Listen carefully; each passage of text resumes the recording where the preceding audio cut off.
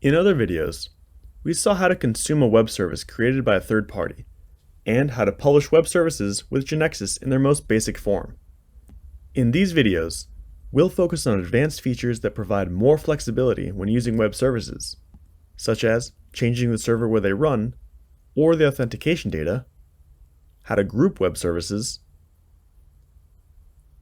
execution of several methods in a single web service, invocation of HTTP methods in REST services, or how to handle errors as a result of invocation, among other topics.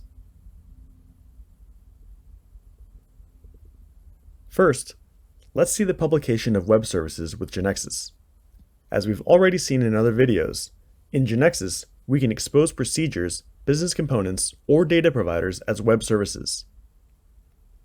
To do so, we set the expose as web service property to true, and then with the web service protocol property, we define if we want to use the SOAP protocol, REST, or both.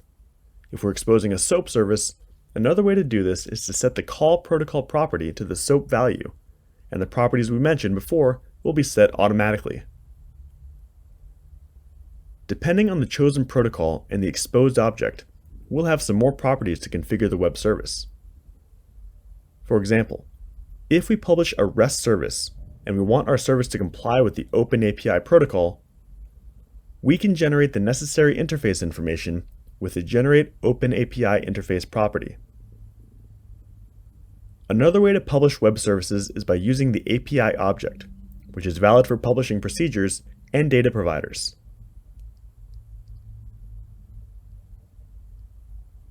So far, we've seen how to publish web services with Genexus with both SOAP and REST protocols.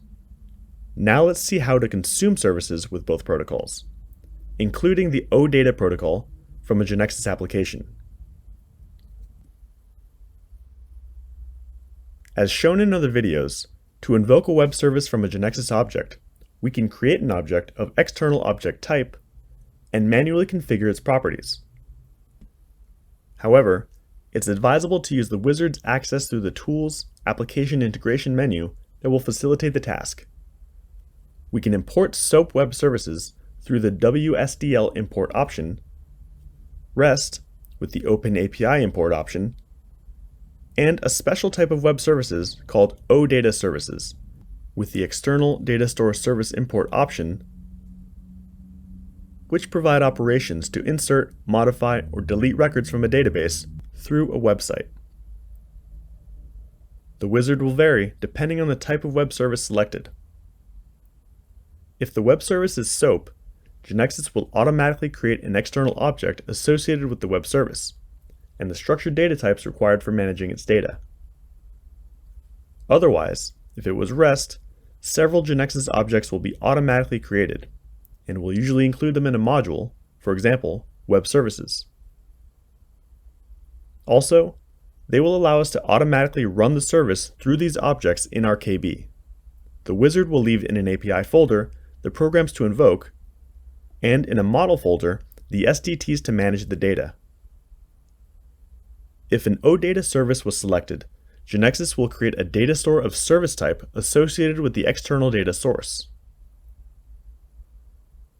Also, as many data view and transaction objects will be created as entities were in the model, afterwards, we'll be able to work with the transactions created, as with any other transaction of our application.